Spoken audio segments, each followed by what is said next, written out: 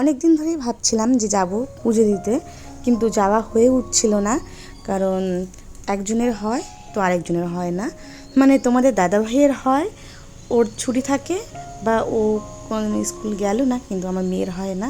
আর এই দেখো, আমার পাশে বসে আছে আমার বান্ধবী, তো ওর সাথে আমার বন্ধুত্বটা হয়েছে কেমন করে তো সেটা পরে বলছি। আর এই দেখো বানেশ্বর মন্দির, তো আমরা এখানে আসলাম পুজো দিতে। অনেক দিনের ইচ্ছে ছিল, যাই হোক আজকে সম্ভব হয়েছে। এসে খুব ভালো লাগলো। আর এটা হচ্ছে বানেশ্বরের একটা বিশাল বড় দিঘি। এখানটায় কচ্ছপ আছে, মাছ আছে। তো এখানে আবার কচ্ছপকে মোহন বলে ডাকে। মোহন বলে ডাকলে কচ্ছপকে খেতে দিলে কচ্ছপ সামনে আসে। কিন্তু এখন আর বাইরের থেকে খাবার দেয় না, ওই মন্দিরেই যা ভোগ হয় সেটাই ওরা দেয় পুজোর পরে।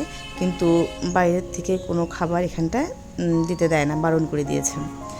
যাই হোক, আর পুজো দেওয়ার পরে এসে এখানে আমার মেয়ে আর ওই বান্ধবীর মেয়ে, ওরা ওরা আবার দুই বান্ধবী, ওরা মানে এত ভালো লেগেছে ওদের এখানে এসে। ওরা বারবার করে এসে এই সিঁড়িতেই বসে আছে। আর আমাদের বন্ধুত্বটা হয়েছে স্কুলে যখন আমরা যেতাম, মানে আমার মেয়েকে যখন প্রথম স্কুলে ভর্তি করলাম, তো প্রথমে নার্সারিতে তো গিয়ে বসে থাকতে হতো ওদেরকে স্কুলে দিয়ে ঢুকিয়ে দিয়ে, কারণ গার্জিয়ানকে থাকতে বলতো। আমরা বসে থাকতে থাকতে আমাদের বন্ধুত্বটা হয়ে গেছে, মানে এতটাই ভালো কি বলবো আর। তোমরা বুঝতেই পারছো, ভালো বন্ধুত্ব না হলে কেউ একসাথে ঘুরতে যেতে পারে না। পুজো দিয়ে ফেরার পথে এত বৃষ্টি নেমেছে, মানে মুষলধারে বৃষ্টি। এদিকে আবার ছেলের পেয়েছে প্রচণ্ড ঘুম, কারণ ওর দুপুরবেলা ঘুম পেয়ে যায় আর কোলেই ঘুমিয়ে পড়ছে।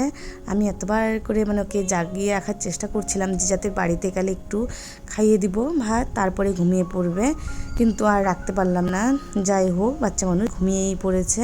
এসে শুয়ে দিয়ে আমি উপরে আসলাম যে এবার ফ্রেশ হব, হয়ে তারপরে আবার যাব নিচে, মেয়েকে খাওয়াবো। আর আমরা সবাই যেহেতু স্নান করেই গেছি, সেই জন্য এসে আর স্নানের কোনো ঝামেলা নেই। এখন ফ্রেশ হয়ে খাওয়া দাওয়া করব, তারপর ছেলে উঠে যাবে, ওকে খাওয়াবো।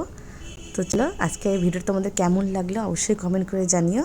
তো সবাইকে টাটা।